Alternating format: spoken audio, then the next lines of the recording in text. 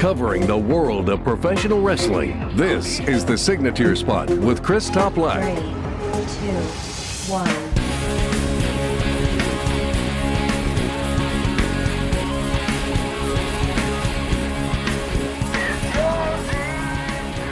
Thank you very much for tuning into the latest episode of the Signature Spot with Chris Toplack. As always, I greatly appreciate your ongoing support. And if you're listening to this very show, if you're hearing these words from somewhere very warm, I envy you. And I envy you a lot because after work, I was just scraping my car off. Several centimeters of snow found on the ground. It's about that time. It was inevitable, and yet I still wasn't ready.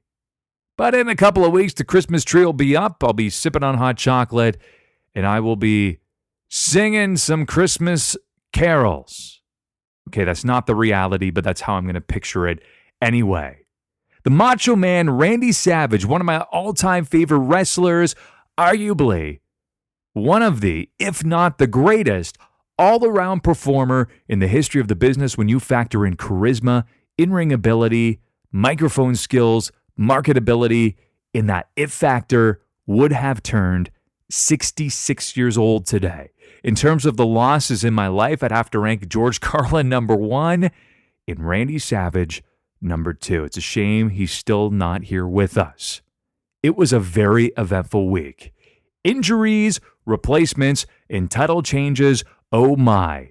And on this edition of the show, a full preview of NXT Takeover War Games 2, taking place this coming Saturday, along with Survivor Series. Your weekly recap. It was a very eventful week. Let's start on Raw. How about Becky Lynch leading a SmackDown women's invasion? It started with Becky Lynch locking Ronda Rousey in the disarmor in the locker room. Then she heads out. SmackDown women's locker room invades Raw. And it was just an amazing all-woman brawl. Now, the WWE desperately wants Ronda Rousey to be their Stone Cold Steve Austin, but that spot is currently occupied by Becky Lynch. She cleaned house. Now, unfortunately, this led to Becky's facial injury and concussion after Nia Jax landed a very stiff punch. And boy, did it look like it hurt. Go back and watch the replay. And yet, Becky still held her own, left the ring, posed in the crowd, blood covered all over her face. Talk about a visual. More on her injury later on. How about the promo between Seth Rollins and Dean Ambrose? It was arguably the best Dean Ambrose promo in a very long time. Throwing the shield vest into the burning bin was a very effective visual. Highly enjoyed that. Arguably the best match on the show was Finn Balor versus Dolph Ziggler. Then we had Brock Lesnar taking the Singh brothers to Suplex City. They asked for it. Welcome back from injury. Here's a broken neck. Go talk to Kurt Angle on how to rehab that. Now, something that struck me as very out of place was Ronda's promo on Millennials. Came off as a very heelish promo and just lacking logic. Skinny jeans and V-neck wearing, avocado toast munching, wingtip sporting. Surely this wasn't written by her, right? I need some confirmation here. Over to SmackDown. Daniel Bryan versus AJ Styles was not only a great match, but it featured a completely surprising conclusion. Who saw that coming? Raise your hand if you saw that occurring. Bet there are very few.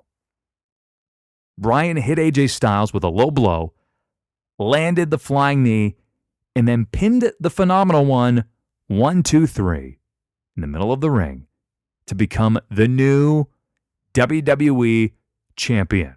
Daniel Bryan is officially a heel and will now face Brock Lesnar at Survivor Series. It's still very surreal to me.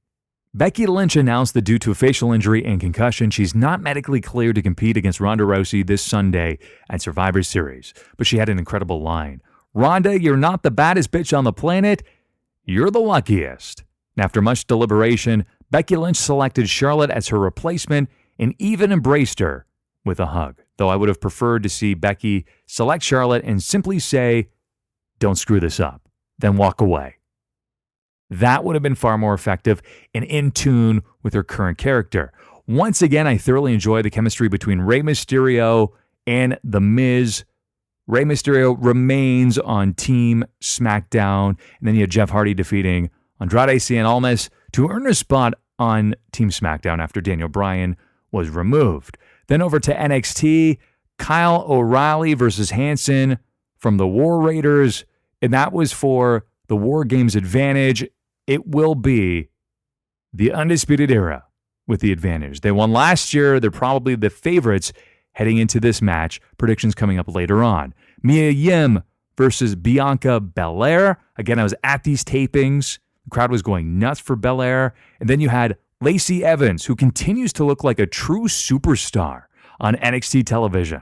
The latest industry news and rumors. It's injuries galore this week. It was first reported by Fightful.com that Becky Lynch was pulled from Survivor Series due to injuries sustained during the all-woman brawl to conclude Raw. In case you missed it, Nia Jax caught Becky with a very stiff shot that busted her nose open and reportedly even led to a concussion.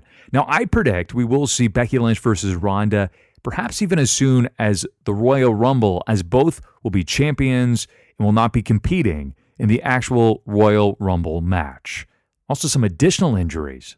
Cody Rhodes was forced to sit out of Sunday's Ring of Honor event in Toronto, citing a knee injury. He even provided an update via Twitter. Good news is my doctor is fairly confident that my MCL, PCL, ACL are structurally sound. Bad news is the meniscus is fairly damaged. Gonna require a scope. No dates will be adjusted at the moment, and I'll definitely still compete in the Final Battle main event and at Wrestle Kingdom. Here's a name you haven't heard in a while, Jason Jordan. He provided an update via Twitter. I'm ready to attack this week and make huge improvements. I've been trying to keep my eye on the prize and look at the big picture. I'm still on the road to recovery, and I'm very optimistic about getting back to where I belong. A photo of Luke Harper with a cast on his left hand popped up on social media. The rumored reunion with Bray Wyatt has been put on hold for quite some time. The WWE has raised the stakes for the winners of the Mixed Match Challenge. WWE recently announced that the winners will earn the 30th entry spot in the men's and women's Royal Rumble matches. Now, while I love the fact they actually added high stakes to the Mixed Match Challenge, I don't enjoy the fact that they took away that element of surprise from entry number 30. Joey Janela released the following statement to his fans to support with Game Changer Wrestling. In the last couple of weeks, Los Angeles has had some really awful tragedies happen.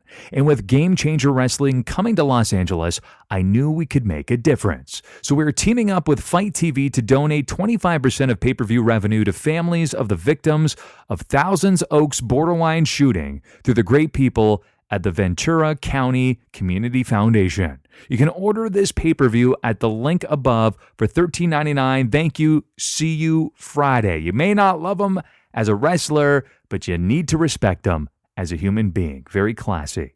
Up next, I'm joined by professional writer and massive pro wrestling fan Kyle Scarf as we preview and make predictions for NXT Takeover War Games 2 and WWE Survivor Series. Our topic of the week. NXT Takeover War Games 2 takes place this coming Saturday, November the 17th, from the Staples Center in Los Angeles, California. There's a 1-hour kickoff show at 6 in the East. The main card is at 7 in the East. Kyle, because this is a momentous occasion, I am going to be sipping on Bo's Lug Tread. This is a lagered ale. I'll take a sip for you right now. There you go. As we get into one of my favorite times of the year, Survivor Series weekend. I'm looking forward to this. So let's start in the women's division. For the NXT Women's Championship, it is Kairi Sane taking on Shayna Baszler. It's a 2 out of 3 falls match. I think we're going to see another solid effort between them both. An excellent affair that they had at Evolution. I think this one can top that one. As crazy as it is to believe, who gets their arm raised? First of all, yeah, I think they're definitely going to top what they did at Evolution, simply because with the 2 out of 3 falls stipulation, there's no way they will be given the right amount of time to tell the proper story that they want to tell. I think Kyrie's going to walk away with the title at the end of the night, simply because of an idea that I have in my head of what's going to happen with Shayna and the others. But we will have to wait and see how that goes. But I think Kyrie's going to walk away winning 2-1. Really? So you feel that Kyrie's going to win, and I'm not going to jump too far ahead, and then Shayna and her friends are going to make an appearance the next night? I think they're going to be in the crowd the following night, as will some other people that may stake claim to the horsewoman name. There you go. I don't believe Shayna is going to drop the title so soon, though I don't necessarily disagree with your assessment. I do have Shayna retaining. We move along to Johnny Gargano to the dark side versus another man on the dark side, Aleister Black. So let's recap for a moment, Kyle.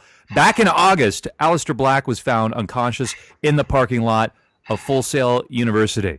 And then in what became known as a modern-day mystery, seemingly no one witnessed the attack. So the question was, who did it? And then in mid-October, Aleister Black returned to NXT television, and it was Nikki Cross who revealed who did it. Fast forward another week later, I was there in attendance. Johnny Gargano super kicked Black on NXT television to reveal that he was indeed the attacker. Now, Johnny Wrestling is claiming that he, quote, did nothing wrong. And you know what comes to mind, Kyle? You either die a hero or you live long enough to become a villain. I would totally agree with that statement. Johnny has been corrupted by the evil that surrounds the NXT champion, Tommaso Ciampa. I think this one is going to go to Johnny. He needs the win. Desperately. As much as I love Aleister. If they're going to continue the story, especially, then Johnny's got to walk away with the win. Somehow, very underhanded. I foresee them kind of throwing Candice in there somewhere. Intriguing. I also have Gargano winning. I'll take it a step further. Aleister Black gets called up to the main roster at around the Royal Rumble, if not WrestleMania. Oh, that's definitely not a bad call. But he is more than ready for his debut on the main roster. Oh, God, he's been ready for what seems like forever. We move ahead, and even though this will not be the order which it will take place, I'm going to put the War Games match here. It's the Undisputed Era. That's Adam Cole, Roderick Strong, Kyle O'Reilly as he strums on his title guitar, and Bobby Fish taking on the odd pairing of Pete Dunne, the Bruiserweight, Ricochet, and the War Raiders. So just so it's a reminder, War Games was a concept developed by the late, great Dudley Rhodes back in 1987 with few matches on this card. I fully expect this one to go at least 45 minutes in length with several memorable yet chaotic spots being featured. Amongst the chaos, who wins the match? That I gotta go with the greatness that is the Undisputed Era. If I recall correctly, they dropped the match last year. I believe they did. Yeah, and they kind of desperately need that win, just like Johnny did in the previous match. I'm excited to see Bobby Fish back in action. The way that all the guys in the Undisputed Era gel together is just phenomenal.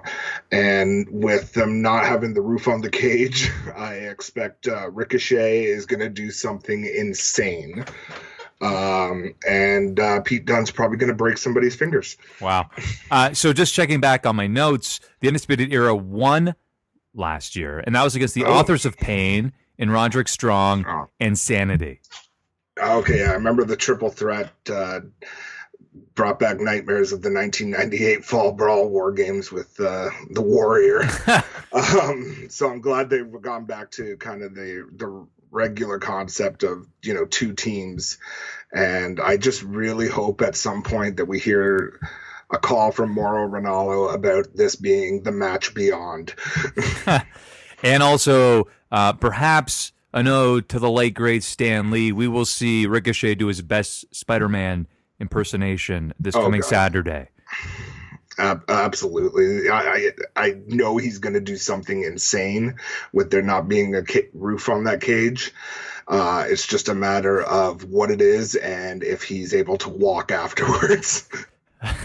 It might be highly unlikely, but we're going to see a memorable moment. So the main event, the main attraction, even though it likely won't be, at least it is to me, for the NXT Championship, it is Tommaso Ciampa taking on the Velveteen Dream. That is Dream, for those keeping track. A battle between two of the best characters and wrestlers in all of NXT. So Ciampa, he excels as the paranoid, often delusional world champion who refuses to let the prestigious title slip through his fingers, while the Velveteen Dream is arrogant, ultra-athletic, and simply larger than life. But this Sunday, will Tommaso Ciampa say his name?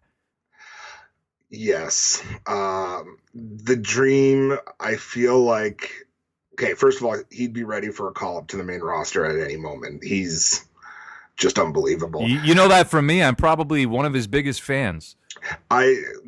Not to go on a sidebar too much, but I remember seeing him in St. Catharines in a match against Ty Dillinger, who's the hometown boy. And this was back when he first got into the gimmick. And me and my friend Jake there, we were both like, this guy's going to be a star. The heel mannerisms that he did, pulling off Bret Hart taunts and everything, just unbelievable. I feel like he's going to take the strap and they're going to kind of build NXT around him for a little bit until they have like that next wave of guys who are ready to be in the main event scene. And then he's going to go up. But I see him taking the title. The time feels right. And Ciampa doesn't need the title to continue that story with Johnny. Okay, Bruce Pritchard. That's what he always says on the show. He did not need the title. But that being said, I just want to note that my heart says Velveteen Dream. My brain still says Tommaso Ciampa. So I believe Tommaso Ciampa will retain. And to quote his theme song, no one will survive. I just got to say, it doesn't matter which way it goes. I'm happy either way because I love both those guys. Me too. I think they're honestly two of the best talents in NXT. I'm a huge Velveteen Dream fan, but Tommaso Ciampa is arguably the most traditional heel in the business today, so I'm a big fan of him too. So we move on from NXT, which I still believe, and I know you will agree, will be the highlight of the weekend. And we go over to Survivor Series, which is not a slouch, by the way. It's a great card. It takes place this coming Sunday, November the 18th, also from the Staples Center in Los Angeles, California. The kickoff show, 6 p.m., main card, 7 p.m. But unlike NXT, this one is going all the way until about 11 or just past. So it's going to be a long pay-per-view. And it is also the second longest running pay-per-view in WWE history behind WrestleMania. On the kickoff show, you have Raw versus SmackDown, a very convoluted match, a 5-on-5 tag team elimination match. So on one side, you have Rude and Gable, who are the captains, the Revival, the B-Team, Lucha House Party, I believe all three of them for that matter, and the Ascension versus the Usos, who are their captains for SmackDown, the New Day, Sanity, Anderson and Gallows, and the Clones. Again, very convoluted what happens in this match, Kyle. There's no way that SmackDown's team does not go over in this one. Far superior. Far superior. The Raw tag division is, let's be honest, a complete joke right now. It's a little depleted right now. And what they've done to the Revival is very disheartening. And Bobby Roode, for that matter. Bobby Roode, yeah, he was, U.S. champion, then moves over to Raw and does nothing. I love Bobby Roode and Chad Gable. I love the Revival, but the way the stories have been told, there's no way that really the Usos and the New Day could have just been the entire SmackDown team and they would have taken this still. Or better yet, how about you have the Revival versus the Usos? Oh, God, yeah, give them 45 minutes. So, again, what immediately stood out to me when I read about this match was how much better Team SmackDown is.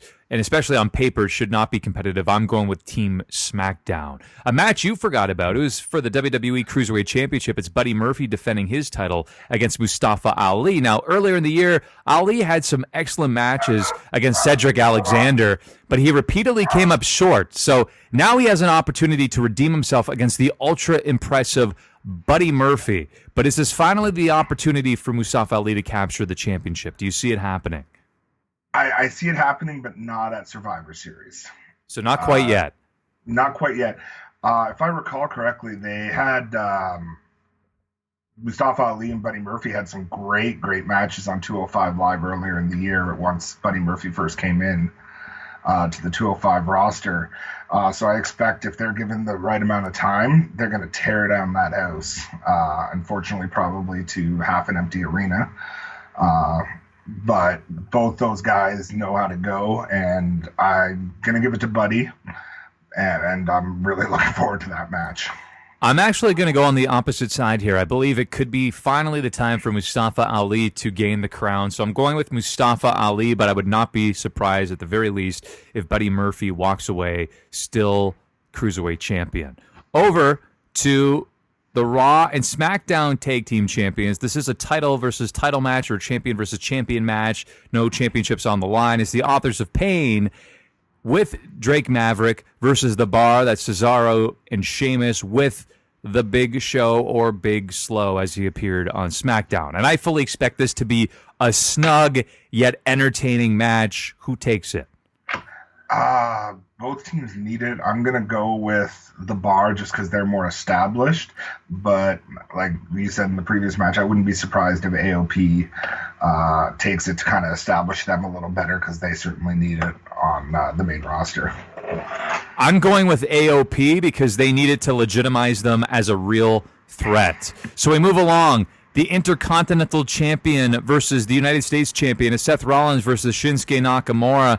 This will mark the first time I believe these two will square off in what could be match of the night. Okay. Now, the biggest question is, does Dean Ambrose make an appearance or not? Yeah, he's got to because there's nothing on the line here, so it's not going to cost Rollins the title. And it's a great way to continue the story. Plus, it gives a big win to Shinsuke, who needs it. They haven't really been doing too much with him. If, again, I feel like I say this all the time with certain matches, but if they're given the right amount of time, they could definitely have a match of the night. So you're going with Nakamura then? Nakamura after interference from Ambrose or distraction. That's how I have it. I have it either a distraction or an attack, but it's going to be Nakamura. We move along to Raw versus SmackDown. It is Braun Strowman, Dolph Ziggler, Drew McIntyre, Finn Balor, and Who Wants to Walk with Elias? That's Team Raw versus The Miz, Shane McMahon, Samoa Joe, Rey Mysterio, and Jeff Hardy. Now, there are many layers to this match. It's a sibling rivalry renewed between the McMahons. Then you also have Dolph Ziggler and Drew McIntyre, who are bitter about Finn Balor even being on the team. You have Stephanie, who promised Braun the moon and beyond to remain loyal to the team and avoid attacking Baron Corbin. Then on SmackDown, you have The Miz, who was originally a co-captain with Daniel Bryan, and now you have Daniel Bryan facing Brock. Now The Miz, he remains in full control, despite the fact that Shane and Paige have more authority. That's kind of odd. And then also he unsuccessfully attempted to boot Rey Mysterio off the team. And despite never wanting Jeff Hardy on the team, he ended up selecting him in the first place. And then we also have Kurt Angle, who could still potentially be a factor. Yeah, you said Elias was on the team. I thought that was Bobby Lashley. Did he not win that match? I thought it was Elias, actually. It may have been. Oh, no, it was Bobby Lashley. Leo Rush held his foot from under the ring. Well, silly me then. Very good. I'm going with Team Raw just because they got to continue the Strowman thing. That's going to be like the main factor. SmackDown's team is a little more ragtag. As messed up as Raw's team are, it seems like there's a little more cohesiveness there. Shane McMahon is the best in the world, though, so you never know with him, but I see A title he shares with CM Punk and Chris Jericho, by the way. very, very much so. Yeah, I see this one going to Team Raw as much as I'm wondering if, like you said, with Kurt Angle being a factor, if AJ Styles is going to kind of be a factor on the SmackDown side now that, what happened on SmackDown. But just a thought that he might, replace somebody or something might happen there. But still, yeah, definitely going to Team Raw on this one. How about you? I am going with Team SmackDown. Interesting. I believe Kurt Angle could potentially cost Team Raw the match. Not a bad thought. I hadn't thought about it that way, but very interesting. Well, there you go. So we move along to now the women's traditional 5-on-5 Survivor Series elimination match. You have on Team Raw, Mickie James, Nia Jax, Natalya, Tamina, and Ruby Riott taking on, and by the way, actually that's with Alexa Bliss, Liv Morgan, and Sarah Logan versus Team SmackDown. That's Carmella, Naomi. You have Sonya Deville, Asuka, and TBD. Who could it be? I'm probably guessing it's going to be Mandy Rose. Really? Because they were running that little thing. Again, this one feels like Team Raw is very lackluster, much like the tag team side. So I'm going with Team SmackDown, just because how do you do that against Asuka? I'm not sure who the TBD is going to be.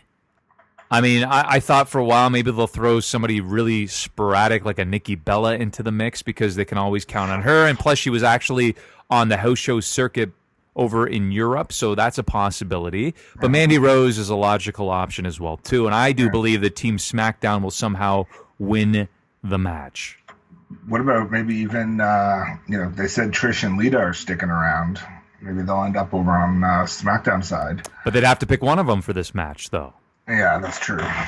So we go from that match, and now we go to the Raw Women's Champion versus the SmackDown, well, not Women's Champion, but one of the top superstars. It is Ronda Rousey versus Scratch, not Becky Lynch. It is now Charlotte. So it was supposed to be at least the baddest woman on the planet versus the man. And it was arguably the best match on the card, but some things are destined to not happen. Again, there are two tragedies in life. One is not getting what you want, and the other is getting it. We got it, we lost it. But Becky Lynch was forced to withdraw after sustaining a facial injury and concussion during the all-woman brawl to conclude Raw. Becky handpicked Charlotte on SmackDown to take her place. Many predicted that it would be Ronda versus Charlotte at WrestleMania 35, but we are getting treated to this a little bit earlier this coming Sunday. Yes, it's going to be interesting. I feel like Charlotte's definitely going to carry Ronda to the best match she's had yet so far. Without a doubt. I am heartbroken that it's not Becky, but as we were discussing a little earlier, this could be a blessing in disguise. Who knows? Maybe that WrestleMania spot goes to Becky and Ronda there. Yeah, Charlotte's definitely going to carry her to a good match, but Ronda's going to definitely take the win, especially that it's not, she's not facing the man. I would agree. I believe it's going to be Ronda. She wins via armbar. Or, how about this? Charlotte via DQ after the 4 horsewomen attack her and just say enough is enough. You want to attack Ronda, we're going to run completely wild all over the locker room. Yes, it's good to note that, neither Sasha Banks or Bayley are booked on the show. So as going back to when we were discussing NXT, I foresee on one side of the ring, we're going to have the MMA 4 horsewomen. And over on the other side, we're going to have the NXT 4 horsewomen. And, there could be a brouhaha. It sucks because, Becky can't get physical in there for it. But it could, be very interesting. You could always have her clean house with a chair, though. You never know. That's true. Look at what they did when Austin had the broken neck and everything. He was still handing out stunners. Of course.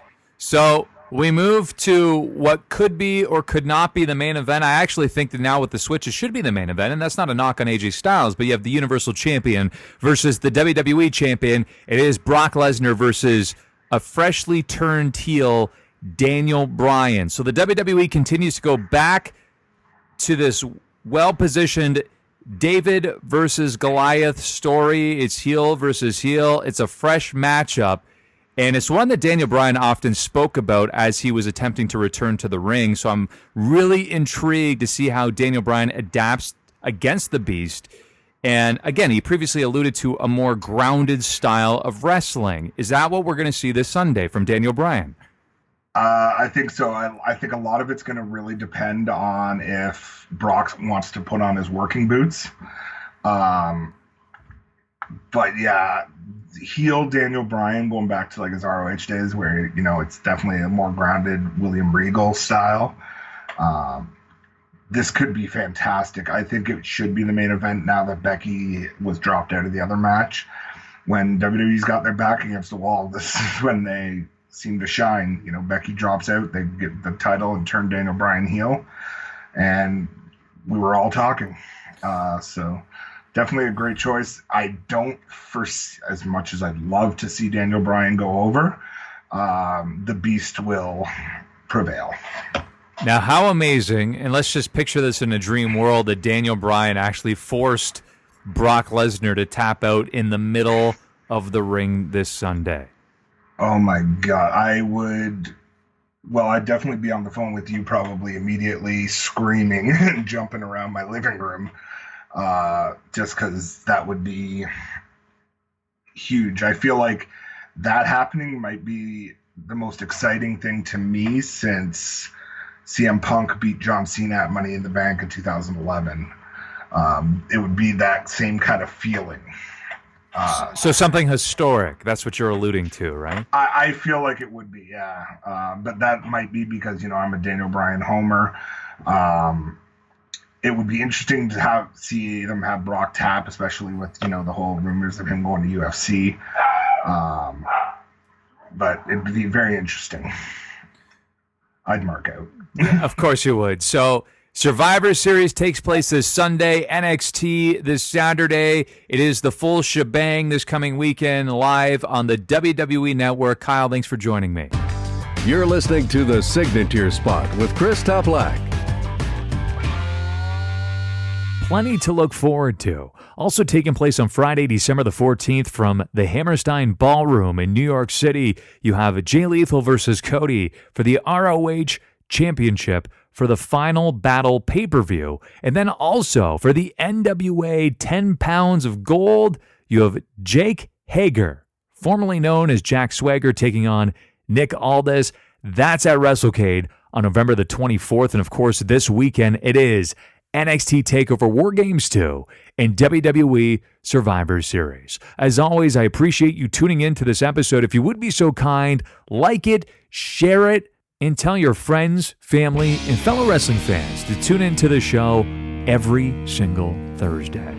Have a great weekend, and until next Thursday, happy trails to you until we meet again. This concludes another episode of The Signature Spot with Chris Toplack. For new episodes, subscribe on YouTube, Stitcher, Spreaker, iHeartRadio, or iTunes. And don't forget to follow The Signature Spot on Facebook for exclusive clips, polls, and opinions.